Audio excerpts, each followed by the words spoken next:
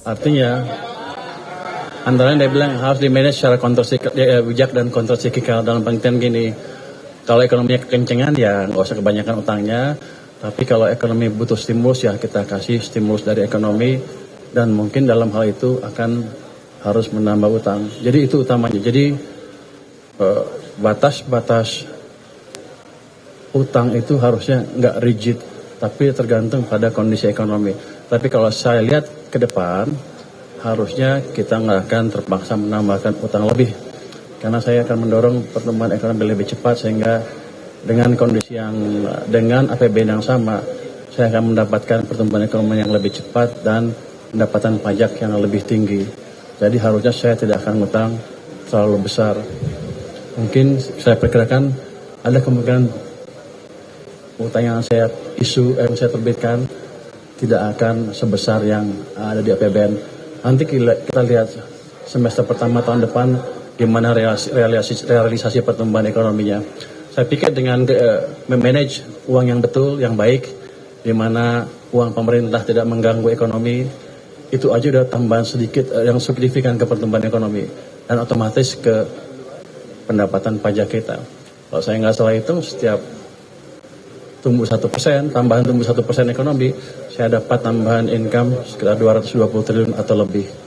Jadi itu yang kita kejar. Kalau tambah 0,5%, income saya tambah 110 triliun. Jadi itu yang kita kejar nanti. Maaf ya, belum Pak. Iya, Pak, izinkan terkait defisit sebelumnya Presiden menargetkan untuk 2% 2 tahun ke depan. Tapi kita lihat APBN tahun ini angkanya justru naik dari 2,48 jadi 2,68. Nah ini gimana caranya supaya bridgingnya nanti bisa 0% Pak? Karena market juga butuh kepastian kan soal itu. Anda tadi dengar Demokrat usulnya apa dari Pak Said? Bijaksana dan kontrol siklikal. Itu tadi. Kalau lagi butuh kita dorong, tapi kalau nggak butuh kita kurangi. Kalau seperti sekarang, keadaan seperti sekarang, saya potong semua. Let's say belanja daerah nggak saya tambah. Yang lain-lain saya potong. Ketika ekonomi lagi melambat, akibatnya apa? Anda udah lihat kan beberapa minggu yang lalu ada yang mau besar-besaran. Anda mau itu. Jadi si pemerintah harus memikirkan itu juga. SNP dan lain-lain. Kita butuh stabilitas makroekonomi dan sosial politik untuk membiayai pertumbuhan yang lebih cepat, untuk memberi ruang bagi ekonomi untuk tumbuh lebih cepat. Kita lebih sedikit sekarang nggak apa-apa, toh masih di bawah 3%, kita jaga di bawah 3% kan. Jadi masih amat prudent. Kalau Anda lihat ya, Anda pernah belajar ekonomi nggak? 3% dan 60% itu berasal dari Maastricht Treaty, ikutan dari Eropa ya. Katanya itu adalah pegangan yang paling strict di dunia. Rasio utang ke PDB nggak boleh dari 60%, rasio defisit ke PDB setiap tahun nggak boleh di atas 3%. Kita masih memegang itu dengan baik sekali walaupun keadaan seperti sekarang ya, dengan masukan Pak Said dan Hadi juga seperti itu. Kalau Anda bandingkan dengan Eropa gimana? Jerman aja udah hampir 100% ke PDB. Amerika 120% lebih, Jepang 250% katanya. Kita amat prudent. Jadi kalau nanti ada rating agensi yang mempertanyakan itu, suruh bandingkan negara-negara yang lain yang maju yang jadi acuan dia. Habis itu suruh bawa cermin. Tapi target 0%-nya Pak? Ya. Gimana? Tapi kalau target 0% yang diarahkan Presiden itu cara bridging supaya... Kita lihat keadaan, kalau mungkin ya mungkin. Saya sedang mencoba mengefisienkan, mengefektifkan pajak dan lain-lain dalam 1 tahun ke depan. Penggelapan segala macam akan kita coba hilangin dengan secara signifikan. Nanti kita lihat berapa langkah. Kalau udah efisien benar, berapa sih pendapatan pajak kita? Kamu bayar pajak nggak? Bayar, bagus. Jadi gitu. Jadi rencana itu kan rencana. Kalau nggak bisa dijalankan 1 tahun ya nggak apa-apa. Kita geser pelan-pelan. Tapi kita jelas arah kita menuju ke sana. Tapi kalau meleset dikit ya nggak apa-apa. Kenapa? Lihat tuh negara-negara dunia lain semuanya lagi susah kan? Memang kita mau beda sendiri terus hancur. Anda maunya apa? Kalau Anda pilih apa? Nah gitu kan? Jadi harus dukung ya. Just kidding. Silahkan Pak, mau ngapain Pak? Boleh ngomong gitu. Pak Purbaya, Stefano dari Reuters, Pak. Kok Anda di mana-mana ya? Kerja, Pak.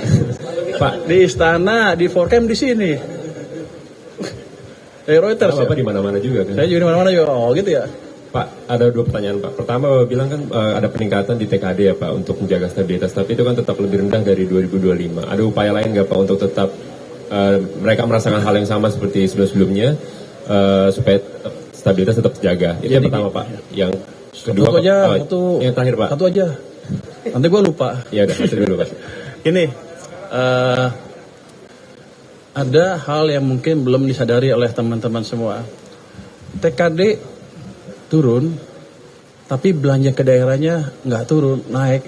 Jadi dialihkan ke program pemerintah pusat yang dibelanjakan di daerah. Tugas perbantuan, ya. Tugas perbantuan namanya. Itu totalnya mencapai 1.300 triliun dibanding tahun lalu berapa? 1.300 tahun lalu berapa? Nah, tahun lalu 900, sekarang 1.367. Jadi naiknya 400 triliun sebetulnya secara total di daerah nggak kurang.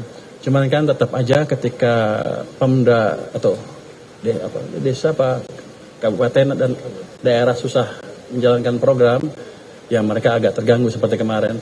Tapi secara manfaat tidak kita kurangin. Yang saya lakukan ke depan adalah memastikan yang 1.367 tadi betul-betul dibelanjakan tepat waktu. Jadi kita tidak melupakan ekonomi daerah. Pak Said memastikan saya memperhatikan itu. Jadi bos saya awal saya terus, jadi aman lah. Siapa ya? Pak, yang kedua itu Pak mengenai berbagi dulu deh sama kawan-kawan. Yuk.